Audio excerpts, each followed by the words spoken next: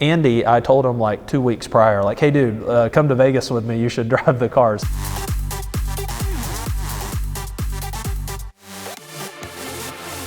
The team that I race with is Dream Racing Motorsport, and they're based in Las Vegas, Nevada. And they're obviously they have a race team, but their business that they do is they have a racing experience business that's based at the Las Vegas Motor Speedway, and their main customer base is tourists, coming into Las Vegas. They have a fleet of 40 some odd cars right now. It's basically every supercar on the planet. They do 5 lap segments at a time. You can come and pay a few $100s, and you can take 5 laps in any of the cars. You pick and choose, all the way up to the race cars. I mean, you can go and take 5 laps in the Super Trofeo or the Ferrari Challenge, or they have a GT3 Cup car from Porsche.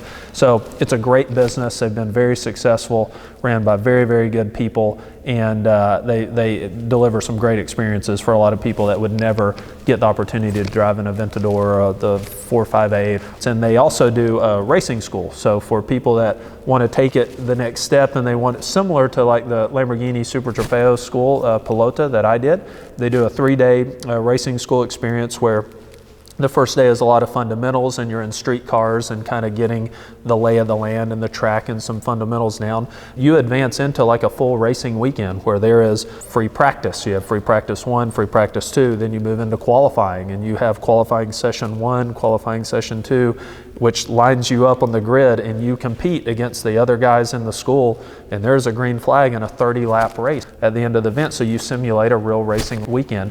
Obviously you do it with an instructor in the car, but you are the driver and you're piloting the car, and there's an instructor there with you helping to coach you throughout the way. So a good friend of mine, Andy Frisella, we've been friends. He's obviously a big car guy. We met through cars and have kind of kept up with each other over the last few years, and we got to know each other really well. We actually started our businesses both at literally the same month, November of 1999. He was starting a supplement business in St. Louis, Missouri. He started that in 1999. I started a motorcycle dealership in Sevierville, Tennessee in 1999. And we didn't know each other then, but as it turns out, we both have been working about the same amount of time and grew our businesses. Andy's very, very successful. He's always driven a lot of big street cars, and he kind of mentioned to me one time, it's like, man, he saw when I was getting into racing, he goes, that looks so much fun, and man, I would love to try a race car, and man, one day I'd really like to try to race, and I think I could do it, but I don't know. And Andy's another very disciplined learner, and he's aware that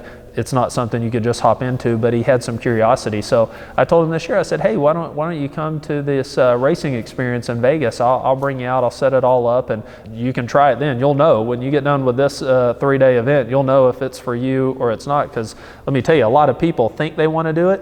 When you strap all into that race car, and a lot of people, it's just claustrophobia. It's tight, the roll cage is in there. When you combine your helmet, the roll cage, and super tight, you've got 4 layers of fire suppressant. You get all in the 5-point harness. Some people freak out right there, and they're just like, I don't want to be in this environment anymore. And then some people, everything's fine when you're out there by yourself, and you think you're getting the hang of it and driving. Well, you combine 5, 6, or 20 other cars all trying to go the same speed into the first corner, then people maybe say, I think I want to do time trials, So I invited Andy. We went a few months back, got him in the car. He was, Andy's a big, proud guy, and he was, he was pretty confident he could do well. He learned really quickly how much of an athlete you need to be, how much endurance you got to have. It is hot in these cars. The heart rate is going through the roof. You're trying not to, obviously crash the car, hurt yourself, hurt other people around you. You're trying to do your best. And he struggled a little bit at first. He came back going, the same feeling that I had. This is a lot harder than what I thought it was going to be.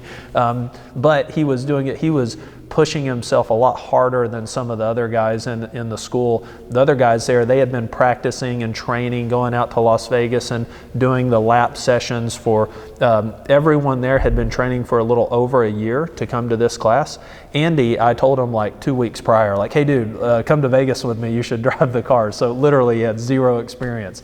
I'm super proud of him because he was pushing himself at a level that he was spinning the cars, right? He was going past the point of where the car fails, right?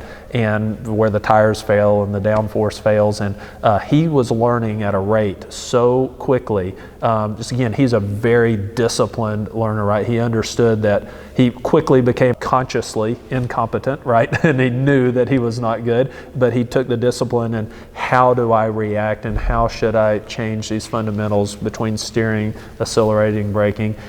Long story short, he actually, at the race at the end of the week, it's a two-person race, so one car with two competitors.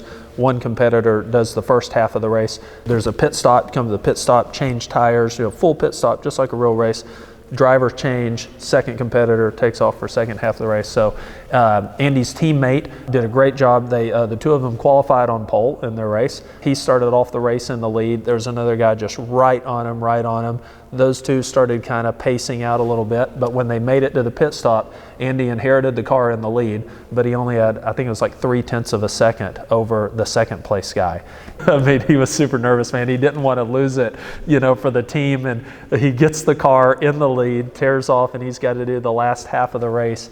It was very competitive. The other guy was all over him, but actually Andy pulled out at the end. He pulled about a 1.5 second lead, and he brought it home in first and won his first race. He entered. So he is hooked now. So I think he'll be doing a lot more racing, but it's a great experience. I couldn't encourage anyone that just wants to just try it out. If you've never driven a race car and you want to do it the right way with a controlled environment, very good instruction, obviously, the right tires, the right fuel, the right setup of the car, everything done.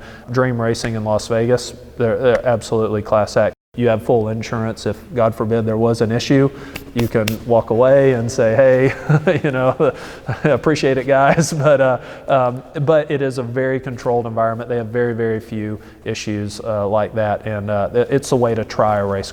I can assure you, for a lot of people that think they want to try it, you should try it first. And don't be nervous. The guys at Dream, they'll tell you, out of 10 people that come, 7 or 8 say, no way, never again. Appreciate it, but never again. So it takes a certain person to kind of be comfortable in such a chaotic environment.